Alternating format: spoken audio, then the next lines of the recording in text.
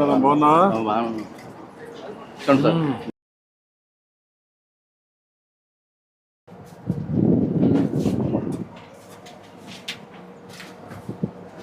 మొత్తం షాపు రేకులు బట్టి ఎన్నేళ్ళ నుంచి చేస్తున్నా ఇది 37 సంవత్సరాలు పెట్టండి. ఇక్కడే చేస్తున్నా. నాకు ఇదే జీవనం. ఫస్ట్ షెడ్ బెంకట్ పెట్టామండి, అక్కడ తీసాం, మళ్ళీ చివరి పెట్టుకున్నాం, మళ్ళీ లాస్ట్లో వచ్చాం బాబు. ఉదయం వచ్చేసి మళ్ళీ మధ్యాహ్నం లంచ్కి పోతావా? 6 వస్తానండి. 6 వచ్చేసి 2 వరకు ఉంటా. 2 కాడి నుంచి మళ్ళీ 3:30 వరకే ఉంటా. 3:30 కాడి నుంచి రాత్రి 9:30 అవుద్ది. ఇక అట్లా కూర్చుంటామే కాపలా కాసి. ఎవరు వస్తే వాళ్ళు అంతే. ఎంతమంది వస్తారు? ఒకసారి 7 వస్తారు, ఒకసారి 8 మంది వస్తారు, ఒకసారి 10 మంది వస్తారు. అంటే ముసలోళ్ళు ముక్కలు మామూలుగా చిన్నపిల్ల వచ్చేవాడికి ఏమవుతుందంటే మిషన్ అడుగుతున్నారు ఎవరికాళ్ళు. మిషన్ నాకు రాదు. నీకు రాదు? నాకు రాదు. చిన్నప్పుడు కాడి నుంచి మామూలుగా నాకు చదువు లేదు, ఒకటి ఇదే పని మీద. కాదు, నీకు ఒకటి అడుగుతున్నా. సరే, చిన్నప్పుడు అందరికీ కొన్ని ఇబ్బందులు వస్తాయి. మీ నాన్నగారు చనిపోయారు. నాన్నగారు చనిపోయిన తర్వాత అమ్మగారు చనిపోయారండి. అమ్మగారు చనిపోయిన తర్వాత మేము చిన్నపిల్లవాడిని. చిన్నపిల్లవాడు అయితే చదువు లేదు. మీరు ఎంతమంది అన్నదమ్ముళ్ళు? మేము మొత్తం 6 మంది. 6 మంది వాళ్ళ దారి వాళ్ళు చూసుకున్నారు. ఎవరి ద్వారా ఎవరికాడు పని నేర్చుకుని ఇక్కడే ఉన్నాం. 6 మంది పని చేస్తారు. నీ పిల్లలు ఏం చేస్తారు ఇప్పుడు? ఆడపిల్ల 2 నాకు. బాబు బాబు సెకండ్ ఇయర్ పాస్ అయ్యాడు. ఇక ఇదే పని నేర్పించా. మా పాములు లేదు చదివిస్తాయి. తినడానికి కూడా అసలు ఏం జరుగుబాటు ఒకసారి అవుతులే. అసలు పెద్ద అమ్మాయి పాప కూడా నా దగ్గరే నేనే బతికిస్తా. ఆ పిల్లని కూడా, ఆ పిల్లకి కూడా ఇదే జీవనం. ఇక జీవనం ఏం లేదు. పెద్ద అమ్మాయి చనిపోయింది.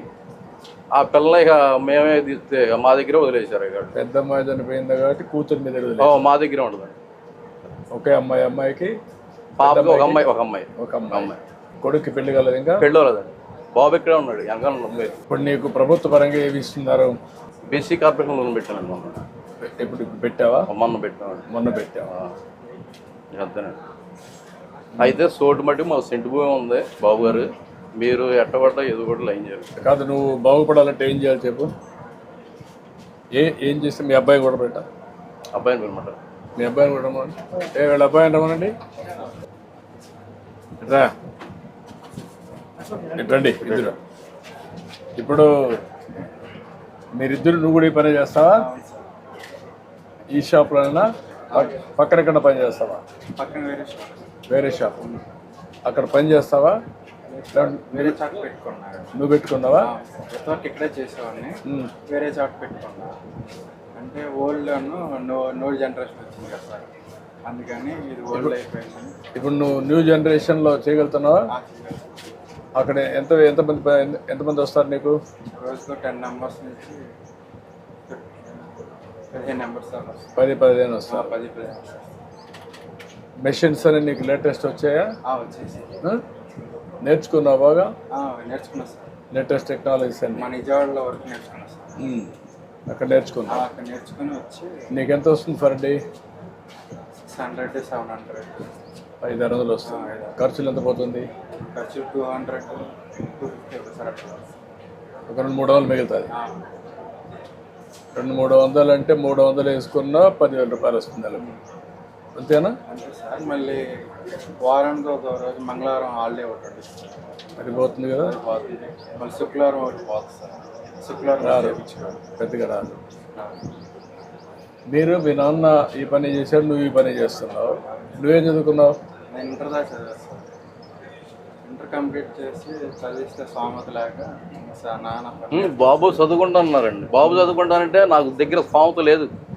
లేదని నేను ఆబ్జెప్చి విజయవాడ పని నేర్పించాను బాబు గారు. మాయగారు అంటే మా మాయగారి దగ్గర నేర్చుకుని.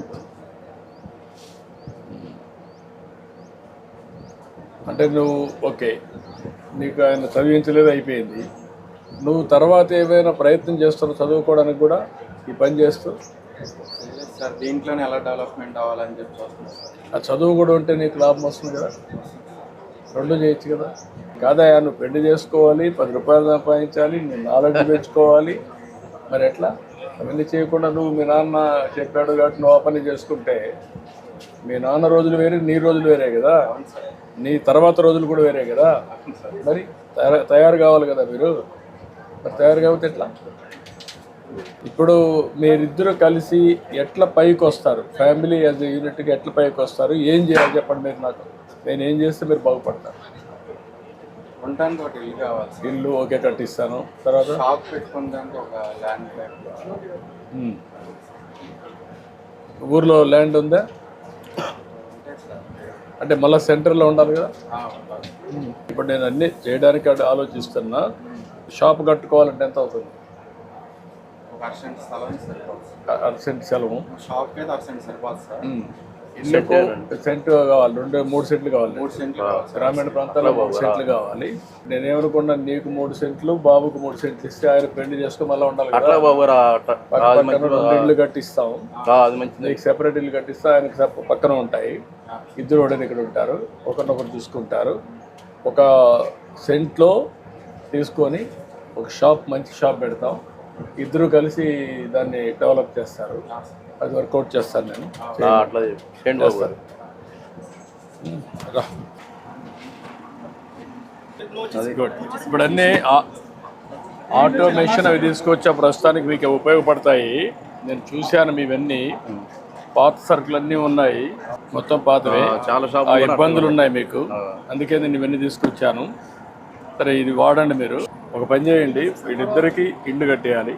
3 సెంట్లు ఇది ఇచ్చేసి, అదే సమయంలో ఒక షాప్ ఒకటి వీళ్ళకి కట్టేయాలి. ఒక 1 సెంట్ ల్యాండ్ తీసుకొని షాప్ కట్టి ఒక మోడర్న్ షాప్ ఒకటి సెట్ చేయాలి. ఎంత అవుతుంది ఎస్టిమేట్స్ తయారు చేయండి. 6 మంత్స్లో కట్టగలుగుతారా? 2 ఇండ్లు, షాపు, దానికి ఏం కావాలన్నా మోడర్న్ షాప్ కట్టి యూ క్యాన్ హ్యాండ్ ఓవర్. ఇప్పుడు మీ మిస్సెస్ బాగాలేదా? బాగాలేదండి. ఇప్పుడు కాలు చేయి కొంచెం శాంతం పడిపోయింది.